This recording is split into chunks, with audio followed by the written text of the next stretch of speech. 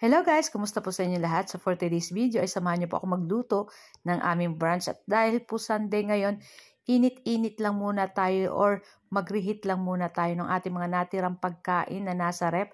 Sayang naman po kung itatapon natin yan at pwede pa naman at hindi naman yan guys sira pa. So syempre pag brunch, andyan na yung breakfast at the same time, andyan din yung pang-ulam natin na lunch. So meron tayo dyang sunny side up eggs, luncheon meat, dried dilis. At ayan ang ating leftover na pork caldereta. So, naglagay lang ako dyan guys ng liquid seasoning para masurmarap pa yung ating natirang leftover na caldereta. So, ayan guys. Ribs po yan. Ayan, meron yung carrots at may patatas.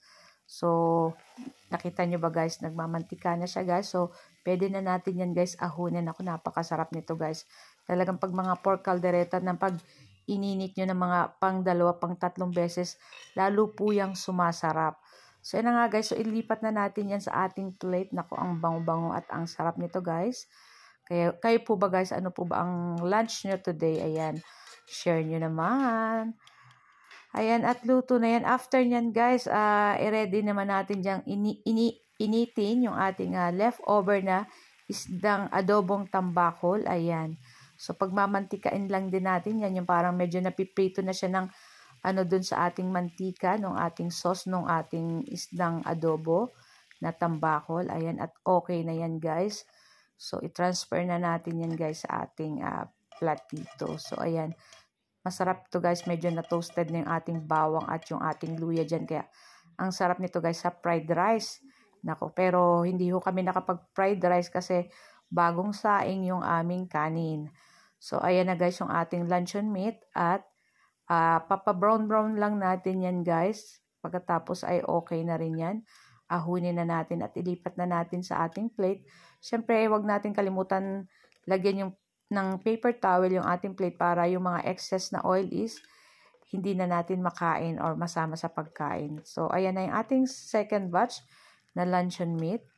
So, ipa-fry lang din natin yan guys, katulad ng ating first batch.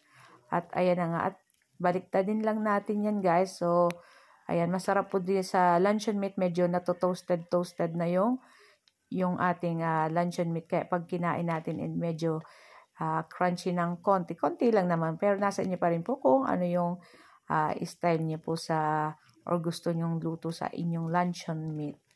So, ayan na nga guys, okay na yan. At ahunin na natin yan guys.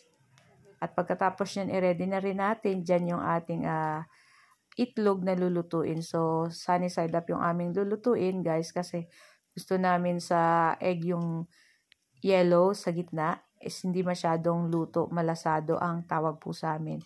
So, yan na nga at ahunin na natin yan guys. Ayan, ako napakasarap ng aming brunch today.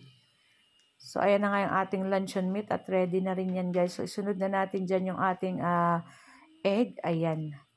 Maglagay na tayo dyan sa ating pan nitong ating sunny side up egg. At maglalagay lang tayo dyan ng konting asin. Ayan guys, gusto ko nga po pala magpasalamat.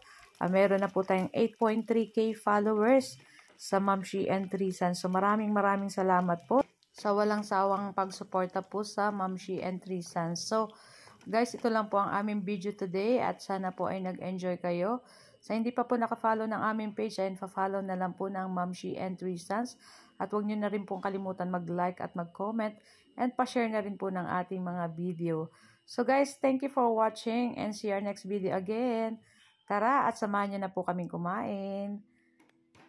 Happy Sunday again everyone. Ayan. This is it. Pansit Bella. Ciao.